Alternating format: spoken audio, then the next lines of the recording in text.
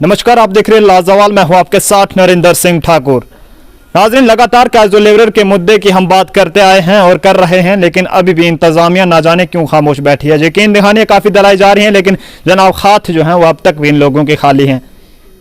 इन्हीं से इन लोगों की बातचीत करने की कोशिश करेंगे। एक ऐसे ही शख्स मेरे साथ जुड़ चुके हैं जिनको डिपार्टमेंट में काम करते हुए कैजुअल लेबर के तौर पर 31 साल हो गए, लेकिन अब तक भी इनको परमानेंट नहीं किया गया। जाने की जो इनके तमाम डिमांडें हैं, मिनिमम वेजेस एक्ट को लागू करना, पेंडिंग वेजेस को रिलीज करना और भी कई सारी इनके साथ इसके साथ डिमांडें हैं, लेकिन कोई भी सुनने को तैयार नहीं है। किस तरह से इन्हें मुश्किलात हैं, इन्हीं से सुनने की कोशिश करेंगे और इन्हीं की जुबानी से सुनेंगे।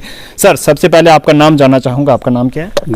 गारूराम जी। मैं नीली का रहने वाला हूँ जी। और ब्लॉक हेडक्वार्टर में मानसर में काम कर रहा हूँ। अच्छा। तो हमने 1987 में काम किया था जी। 87 में लगे थे, आज तक रेगुलर लग रहे हैं।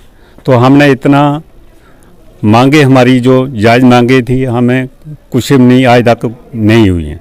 तो हमारे 750 रुपया हमें मिल रहा है। तो आज तक हमें कुछ हमें उम्मीद ही रखी है कि हम परमानेंट हो सके। तो 10 साल हमें भगाया है जनाब। अगर कोई चावल का तोड़ा ही लेना हो, यानी कि चावल का बैग ही लेना हो, अच्छा बैग लेना हो, तो उसमें यानी कि 2000 या 2500 तक वो एक बैग आता है, 20 से 25 किलो के करीब। तो उसमें आप लोग जो है किस तरह से, अगर 6700 रुपया आपको परमानेंट दिया जाता है, वो भी वक्त टाइम से नहीं दिया जाता, ऐसे में कितनी मुश्किलात का सामना करना पड़ता है? बच्चों को पढ़ाना भी है, लिखाना भी है, बच्चों की शादी भी करवानी है। हमें 225 रुपये पर डे मिलता है। तो हमें 750 रुपया हमें एक महीने की मिलती है। तो हमें आज तक तो हमें कुछ वो 3-4 महीने भी हो जाते हैं, अभी 2-3 महीने भी हो जाते हैं। तो आज तक हमारा बच्चों का खर्चा चलाना बहुत मुश्किल है। हमारी बच्ची एक 10वीं पढ़ रही है, हम उसकी फीस भी पूरी नहीं कर सकते हैं जी। तो हमने 750 में हम क्या कर सकते हैं कि हमें ये भी बोलते थे कि आपकी 18,000 भी होगी। आज तक तो हमारी मांगे पूरी नहीं हो सकी।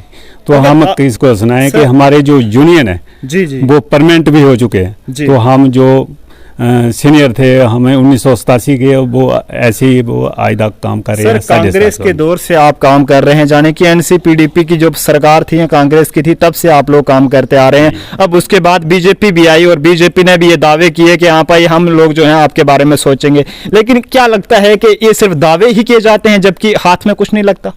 हम दावे से ही काम करते हैं कि हम काम करो, आपका काम हो जाएगा। बिल्कुल। आज तक हम देखते देखते हमें इतने 31 साल हो गए हमें।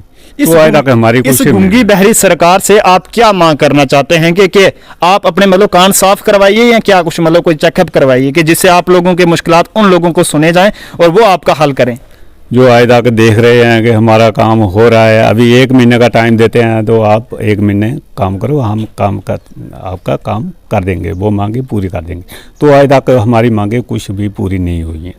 तो हम देख रहे हैं कि आज तक 1 महीने से भी टाइम देते हैं, तो 1 महीने से हम आपका काम मांगे पूरी कर देंगे। तो आज तक नहीं हुई हैं। 25 लोग यहाँ से इन लोगों ने जिता के आगे भेजे थे ताकि इन लोगों की वो बात आगे तक रख सकें, लेकिन कहीं ना कहीं उन लोगों ने एक बहुत ही ना जाने क्यों इतनी शर्म कर दी है कि वो लोग शर्म कर रहे हैं इनकी बात को आगे रखने के लिए, जिस कारण आज भी ये लोग 31 साल हो गए डिपार्टमेंट के साथ साथ लोगों की खिदमत करते हुए, लेकिन अब तक भी इनके जाने की ना ही सैलरी बढ़ाई जा रही है और ना ही इनको परमानेंट किया जा रहा है। अभी भी भरोसे सरकार के भरोसे पे काम कर रहे हैं कि हाँ भाई जो भी आते हैं यकीन दहानियां दिलाते हैं भाई आपका काम हो जाएगा, आपके मसले को देखा जाएगा। सिर्फ वोट बैंक की राजनीति जो है वो जम्मू कश्मीर में खेली जा रही है, जबकि ग्राउंड पे डेली वेजर्स के साथ साथ जाने की कैजुअल लेबर जो हैं वो किस तरह से सफर कर रहे हैं उसका यहाँ पे जिक्र करना भी काफी मुश्किल हो रहा है। इंतजामिया से ये गुजारिश रहेगी और खासकर देश के वज़ीर आज़म नरेंद्र मोदी जी से कि जो आप दिल्ली से दावे करते हैं वो कहीं ना कहीं